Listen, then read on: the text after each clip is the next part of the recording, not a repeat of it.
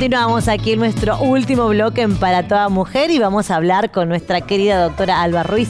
Ella es hematóloga. Doc, ¿qué tal? ¿Cómo estás? Buenas tardes. Buenas tardes, gracias por la invitación. No, por favor, Doc, ojalá que la próxima sea aquí en el living, directamente en el estudio, ¿no? Cierto.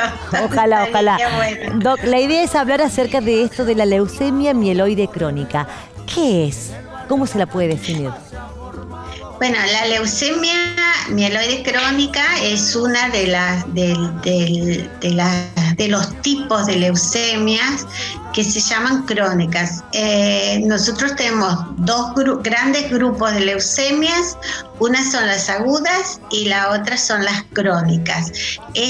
Las agudas son las más graves y las crónicas son, por decirlo de alguna forma, las más leves. Bien. Las leucemias crónicas son fundamentalmente dos tipos. Una es la mieloide y la otra es la linfoide. Nosotros la definimos así por el tipo de células que se reproduce en la sangre. La leucemia mieloide crónica es el 20% del total de leucemias. Es una leucemia que se da fundamentalmente a partir de la quinta década de la vida, es decir, que es una leucemia para pacientes mayores. Bien. Antes era más frecuente en mayores de 60. En los últimos años fue bajando la edad de aparición de la leucemia y ahora tenemos incluso un nivel de edad de aparición hasta de 40 años.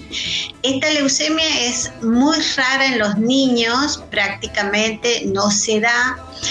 Como decíamos, es una leucemia más de los adultos, mayores, como decíamos, de 60, pero últimamente bajó la edad.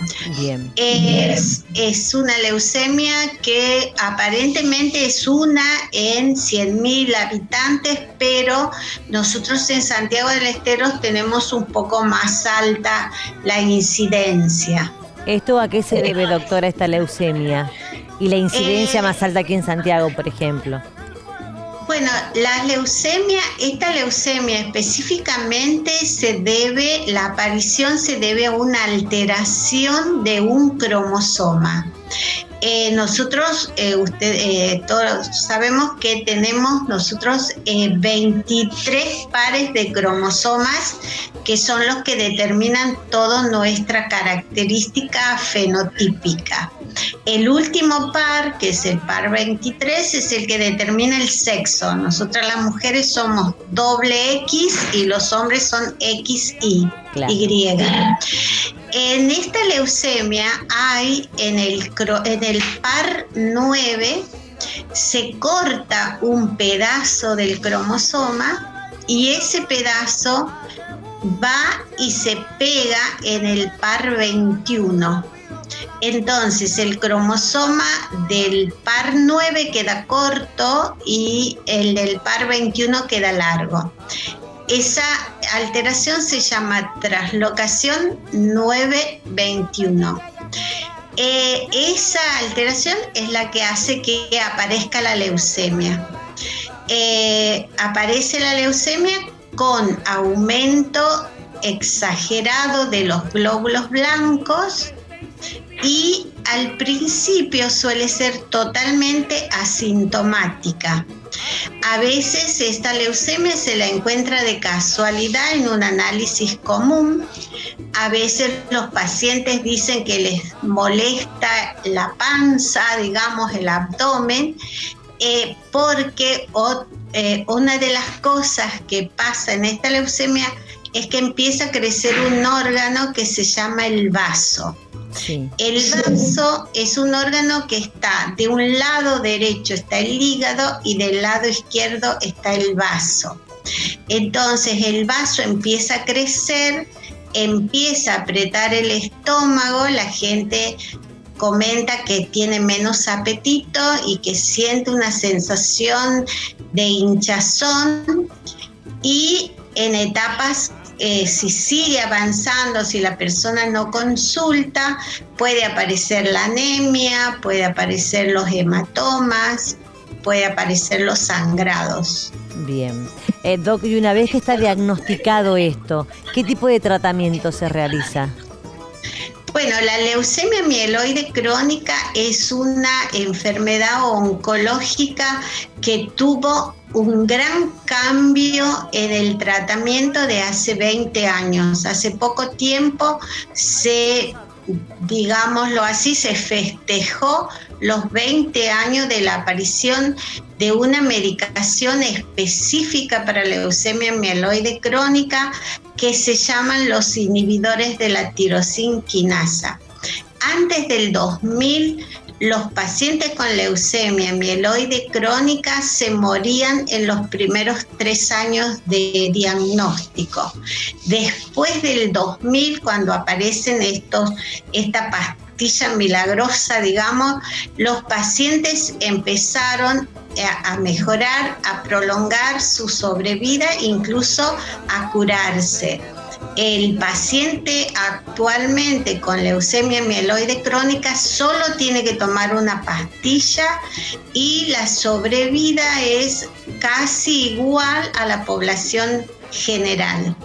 Mirá qué lindo, qué buena noticia, o sea, un gran avance, Doc, ¿no? Y da mucha tranquilidad cuando de repente escuchen esta palabra, o sea, tan rara por ahí, bueno, saber que tiene cura, ¿no? Y que puede tener una buena calidad de vida como cualquier otra persona que no la padece.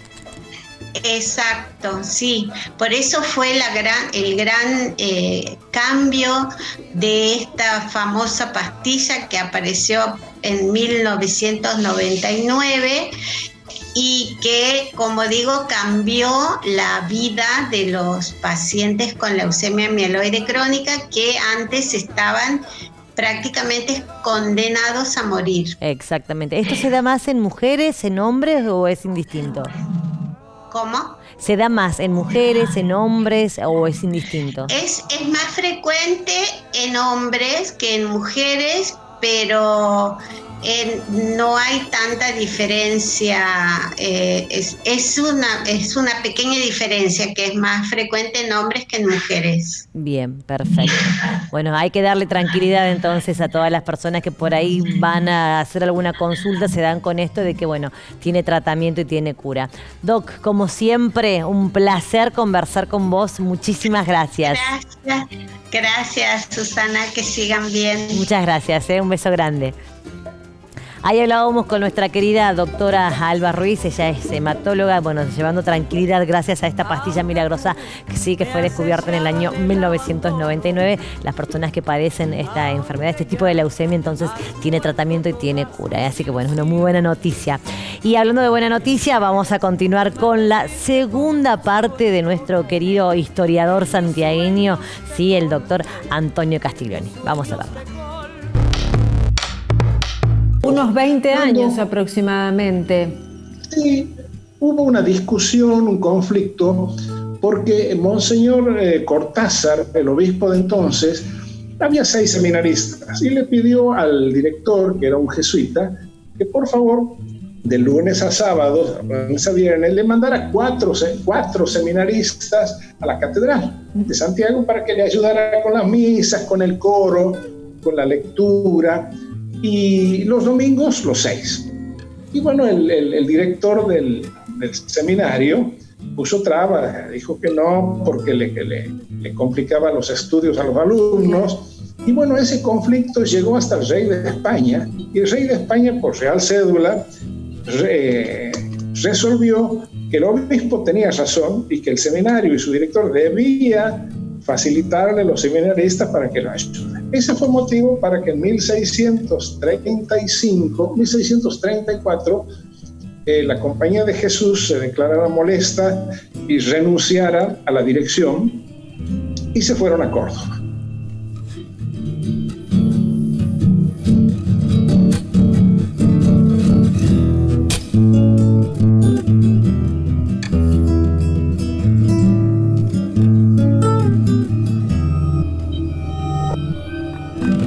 Los jesuitas se fueron a Córdoba porque en realidad hay que decirlo con toda claridad, a ellos les interesaba más Córdoba que Santiago del Estero, que era pobre, y allá había más riqueza y más futuro, ellos ya se daban cuenta. Así que el seminario de Santiago continuó a los empujones, pero continuó hasta el 1699. Ajá. ¿Qué pasó? Había una tremenda presión desde Córdoba para que se trasladara el obispado y la catedral, y por ende el seminario, que era un accesorio, a Córdoba. Claro. Y finalmente, con muchas denuncias, muchos informes interesados, vamos a decirlo así entre comillas, en el sentido que Santiago del Estero era pobre, que Santiago del Estero hacía más calor que en Angola, palabras textuales, que había vinchucas, que las crecientes del río se llevaban parte de la ciudad, lo cual es cierto también, y que los indios la iban a destruir, lo cual no es verdad, porque ya ven que de 480 años después, 470, seguimos existiendo. Entonces, en base a todo eso, el rey de España resolvió que la catedral, el obispado y el seminario fueran a Córdoba, y ahí para nosotros se terminó y se llevaron toda la documentación. Por eso cuando iniciamos nuestra investigación no hemos tenido en principio los documentos respectivos. Tuvimos que, por vía indirecta, buscarlos en los archivos de la Compañía de Jesús, en el Archivo de Indias de Sevilla y de la Universidad de Córdoba. En Córdoba, es interesante, el libro 1 de la Universidad de Córdoba, después siguiendo con otros, ahí están todos los documentos, casi todos, los documentos originales del siglo XVI de fundación de nuestro seminario.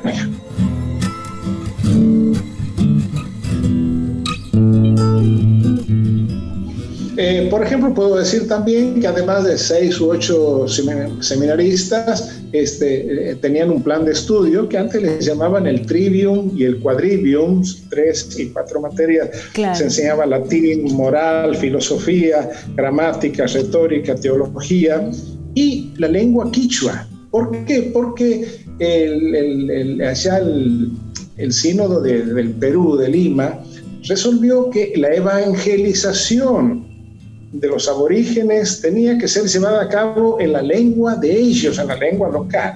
Claro. Por lo tanto, en Bolivia se enseñaban aymara, en el litoral, el Chaco y en Paraguay se enseñaba en guaraní, y en todo el noroeste argentino en quichua. Claro. Así que los sacerdotes que venían de Lima ya tenían que venir sabiendo el idioma quichua, porque aquí todo se hablaba, incluso hoy en Santiago del Estero hay bolsones en el interior de la provincia que todavía se habla quichua. Y así que a los seminaristas obviamente también se les enseñaba ese idioma, y egresaban como bachilleres en arte o en religión, y después se podía doctorar. Claro está que como se llevaron absolutamente todo, no tenemos ni los nombres de los alumnos. Claro. Ese es un tema que quedó ahí pendiente. Bueno, ahí estábamos entonces, finalizamos con el doctor Antonio Castiglioni. Un placer tenerlo aquí en nuestro programa. Y así finalizamos, gente. Un placer también compartir con todos ustedes estos 60 minutos en la pantalla de Canal 14 de TIC en Para Toda Mujer. Y nos vamos a estar reencontrando la próxima semana. Y recuerden, a quedarnos en casa.